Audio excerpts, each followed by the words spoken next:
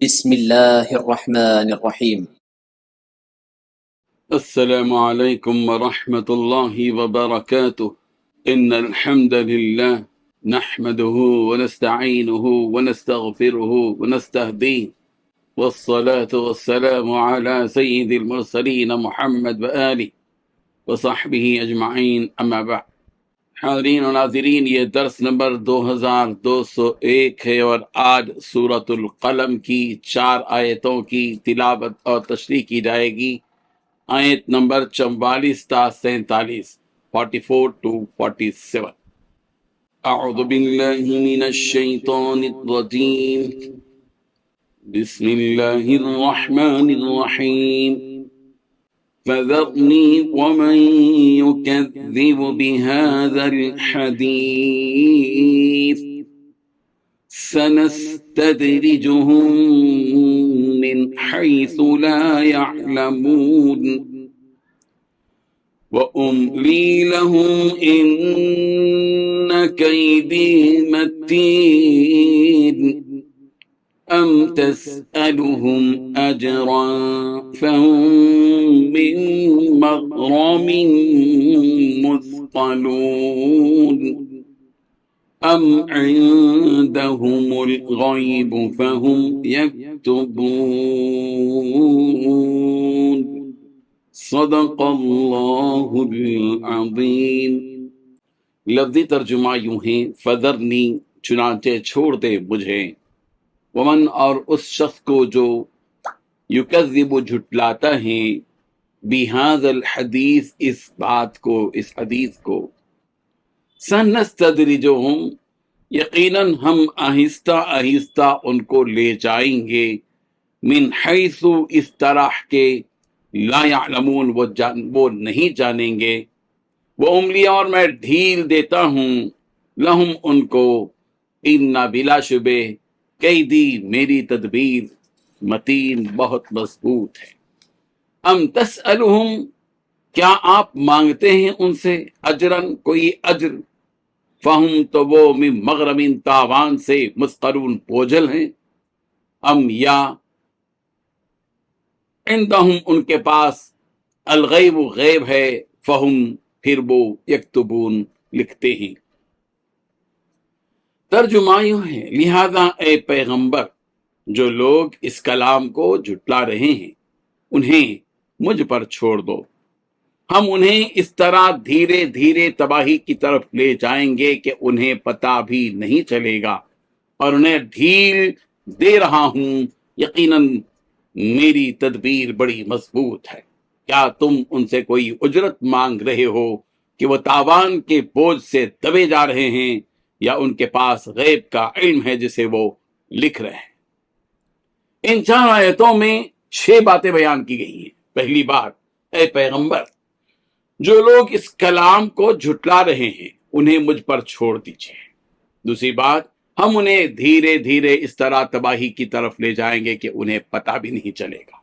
تیسری بات، میں انہیں ڈھیل دے رہا ہوں۔ چوتھی بات، یقین رکھو میری تدبیر بڑی مضبوط ہے۔ پانچویں بات، کیا آپ ان سے کوئی اجرت مانگ رہے ہو کہ وہ تاوان کے بوجھ سے دبے جا رہے ہوں؟ چھٹی بات، یا ان کے پاس غیب کا کوئی علم ہے جسے وہ لکھ رہے ہیں۔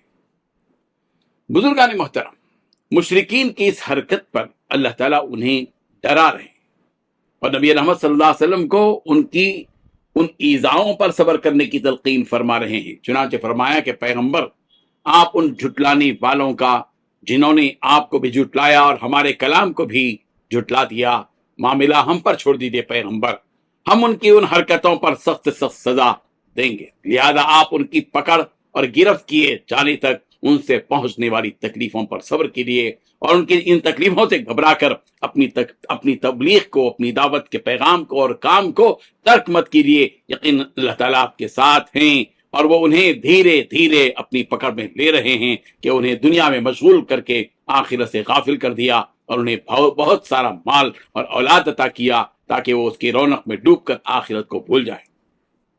جیسے کہ کہا گیا، فَلَمَّا نَسُوا مَا ذُكِّرُوا بِهِ فَتَحْنَا عَلَيْهِمْ أَبْوَابَ كُلِّ شَيْءٍ حَتَّى إِذَا فَرِحُوا بِمَا أُوتُوا أَخَذْنَاهُمْ بَغْتَةً فَإِذَا هُمْ مُبْلِسُونَ، جب انہوں نے ہماری نصیحت کی ہوئی باتوں کو بھلا دیا تو ہم نے ان پر ہر چیز کے دروازے کھول دیے تو وہ لوگ اسے دیکھ کر خوش ہونے لگے، پھر ہم نے اچانک ان کی پکڑ کی کہ وہ ایک دم مایوس ہو کر رہ گئے۔ سورۃ الانعام آیت نمبر 44۔ ایسے ہی اللہ تبارک و تعالیٰ انہیں اپنی گرفت میں لے گا، اور ایک وقت آئے گا کہ انہیں سنبھلنے کا بھی موقع نہیں دیا جائے گا اور عذاب میں جھونک دیا جائے گا۔ یہ جو انہیں دنیا کی دولت سے نوازا جا رہا ہے وہ دراصل اللہ تعالیٰ کی طرف سے ان کے لیے ڈھیل ہے، ڈھیل، کہ وہ اس میں کھو کر آخرت سے بے خبر ہو جائیں۔ یقیناً اللہ تبارک و تعالیٰ کی تدبیر کافروں کے لیے بڑی سخت ہے۔ حضرت ابو موسیٰ اشعری رضی اللہ عنہ سے مروی ہے، رسول رحمت صلی اللہ علیہ وسلم نے فرمایا کہ اللہ تعالیٰ ظالموں کو دنیا میں چند دنوں کے لیے مہلت دیتے رہتے ہیں، لیکن جب اس کی پکڑ کرتے ہیں تو پھر اسے چھوڑتے نہیں۔ یہ کہہ کر آپ علیہ الصلوۃ والتسلیم نے یہ آیت تلاوت فرمائی، وَكَذَلِكَ أَخْذُ رَبِّكَ إِذَا أَخَذَ الْقُرَىٰ وَهِيَ ظَالِمَةٌ إِنَّ أَخْذَهُ أَلِيمٌ شَدِيدٌ۔ اس لیے جب کبھی تم ان مشرکوں کو دیکھو کہ وہ دنیا میں بڑے آرام سے رہ رہے ہیں، عیش کر رہے ہیں، سمجھ لو کہ یہ اللہ تبارک و تعالیٰ کی طرف سے ان کے لیے ڈھیل ہے، پھر اس کے بعد یقیناً ان کی سخت پکڑ ہونے والی ہے۔ اور جب اللہ تبارک و تعالیٰ نے اس دین سے متعلق ہر چیز اپنی کتاب اور نبی کے ذریعے واضح کر دی تو پھر آخر کیا وجہ ہے کہ یہ لوگ ان واضح باتوں کو نہیں مانتے؟